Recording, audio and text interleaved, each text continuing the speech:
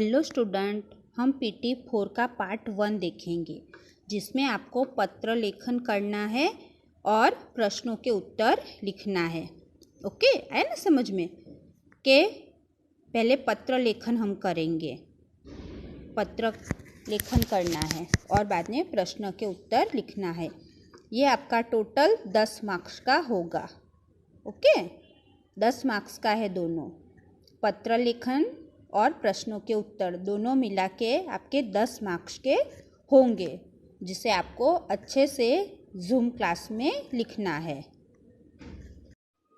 PT 4 part 1 में हम पत्र लेखन और क्वेश्चन आंसर देखेंगे और पीटी 4 पार्ट 2 में एमसीक्यू ट्रू फॉल्स मतलब सही विकल्प चुनकर सही का चिन्ह लगाइए, वो हम देखेंगे। ओके, क्वेश्चन आंसर पार्ट 1 में है और सही विकल्प चुनकर लिखिए वो पार्ट 2 में। तो चलिए अब हम स्टार्ट करते हैं पार्ट 1। आज हम अनौपचारिक पत्र लिखना सीखेंगे। अनौपचारिक और औपचारिक पत्र के 2 प्रकार होते हैं। ओके, आया समझ में? तो आज हम अनौपचारिक लिखेंगे, जिसे हम हमारे घरेलू होते हैं पत्र, जो कोई रिलेटिव होते हैं उसे हम लिख सकते हैं। अनौपचारिक पत्र मतलब घरेलू। देखिए यहाँ पे है, तो वो जो पत्र लिखता है तो उसका पता उसे लिखना होता है यहाँ पे, है ना? जैसे अभी मैं पत्र लिखूंगी तो मैं यहाँ पे मेरा पता लिखूंगी, तो यहाँ पे मैं पता लिखूंगी। ओके, पता लिखने के बाद हम लिखेंगे संबोधन। संबोधन मतलब कि यहाँ पे हम संबोधन लिखेंगे, उसके बाद अभिवादन। फिर हम यहाँ पे कुशल मंगल पूछेंगे कि आप अच्छे हो, मैं अच्छा हूँ। हम पूछते हैं ना, पहले जब हम किसी से मिलते हैं तो पूछते हैं कि आप कैसे हो, तो उस तरह हम कुशल मंगल पूछेंगे। बाद में उसके बाद विषय विस्तार मतलब विषय के बारे में लिखेंगे, किस विषय पे हमें पत्र लिखना है ना समझ में? उसके बाद हम के जैसे कि अंकल आंटी को सादर नमस्ते और छोटे भाई बहन को प्यार, मतलब जो हमसे बड़े हैं उन्हें हम सादर नमस्ते लिखेंगे और छोटे भाई बहन को प्यार। उसके बाद जो हमारा संबंध है, जैसे अभी यहाँ पे पोती पत्र लिख रही है तो लिखेगी आपकी पोती, आपका मित्र, आपका शिष्य, है ना? उस तरह बाद में हमें नाम लिखना है। इस तरह हमें ये पत्र लिखना है। तो देखिए, चलिए आज हम अब ये पत्र लिखते हैं कि दादाजी को अपना परीक्षा फल बताते हुए पत्र लिखिए। कि परीक्षा का फल जो है वो बताते हुए पत्र लिखना है। तो पहले हम यहाँ पे अपना पता लिखेंगे। ओके, बाद में लिखेंगे संबोधन, तो उसमें लिखेंगे आदरणीय दादाजी, सादर प्रणाम। फिर कुशल मंगल में लिखेंगे हम सब यहाँ पर कुशल हैं, आशा करती हूँ कि आप भी वहाँ कुशल होंगे। दादाजी, आपको जानकर खुशी होगी कि मैं अपनी कक्षा में प्रथम आई हूँ, है ना? कि मेरा परीक्षा फल क्या आया है उसके बारे में आपको लिखना है। और मुझे स्कूल की तरफ से पुरस्कार भी मिला है। माता पिताजी ने मुझे उपहार में एक साइकिल दी है। होता है ना, आपके अच्छे नंबर आते हैं तो आपके मम्मी पापा भी आपको गिफ्ट देते हैं ना, तो वैसे ही मैं बहुत खुश हूँ और आपसे वादा करती हूँ कि आगे भी इसी तरह अच्छे नंबर लाऊंगी। मेरी ओर से दादी जी को प्रणाम, है ना? जब वे बड़े हैं तो हम प्रणाम लिखेंगे और छोटे होते तो कि छोटे भाई बहन को प्यार। आपकी पोती मेघा।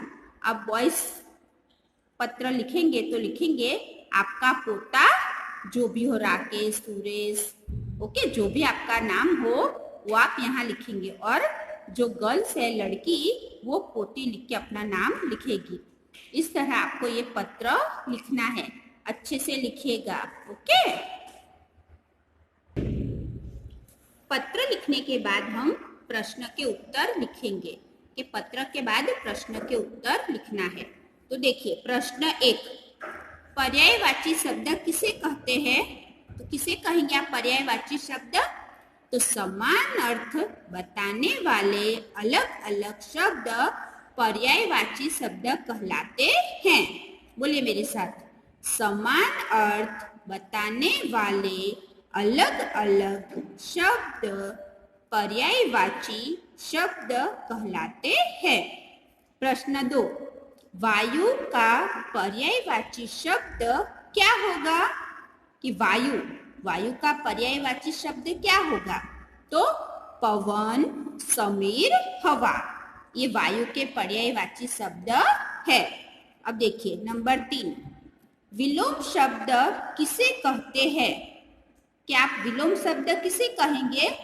तो विपरीत अर्थ देने वाले शब्द विलोम शब्द कहलाते हैं। कि विपरीत अर्थ जिसका हो उसे हम विलोम शब्द कहेंगे। आ रहा है ना समझ में?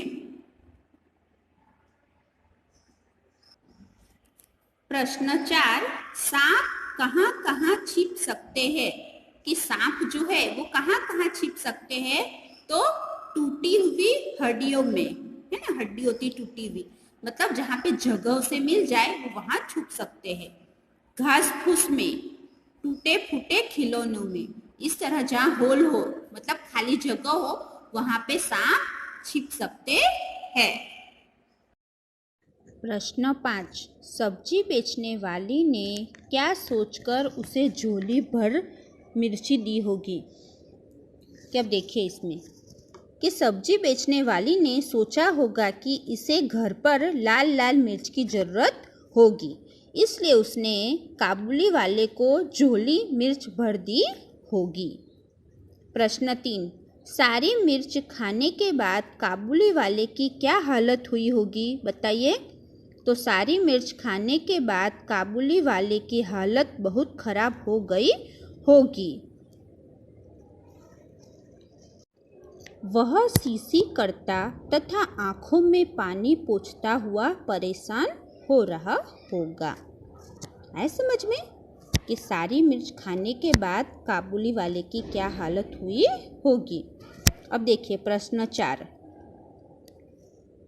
अगले दिन सब्जी वाली टमाटर बेच रही थी, क्या काबुली वाले ने टमाटर खाया होगा? बोलिए कि काबुली वाले ने टमाटर बेचने वाली से टमाटर लेकर नहीं खाया होगा, क्योंकि दूध का जला छाछ भी फूंक कर पीता है। चलिए देखिए अब दातुन हमारे क्या काम आता है? तो हमारे दांत साफ करने के काम आती है। दातुन क्या काम आती है? हमारे दांत साफ करने के लिए। छलनी क्या काम आती है? तो यह चाय छानने के काम आती है। क्या इस काम आती है छलनी? चाय छानने के लिए। चाय छानती है ना मम्मी छलनी से, तो वो चाय छानने के काम आती है। या कुछ और भी छानना हो तो हम छान सकते हैं कि उसका लिक्विड बाहर निकाल सकते हैं और जो रह जाता है वो छलनी के अंदर रहता है। मथनी क्या काम आती है?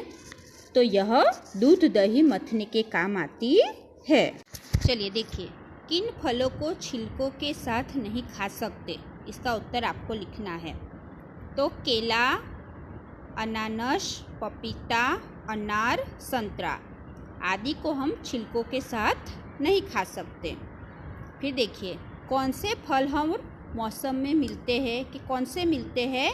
तो केला, पपीता, सेब। ओके, इस तरह आपको पत्र लेखन और प्रश्नों के उत्तर लिखने हैं। लिखोगे ना? अच्छे से लिखेगा, अच्छे से लर्न कीजिएगा। ओके, अच्छे से लर्न कर लीजिएगा। Bye bye.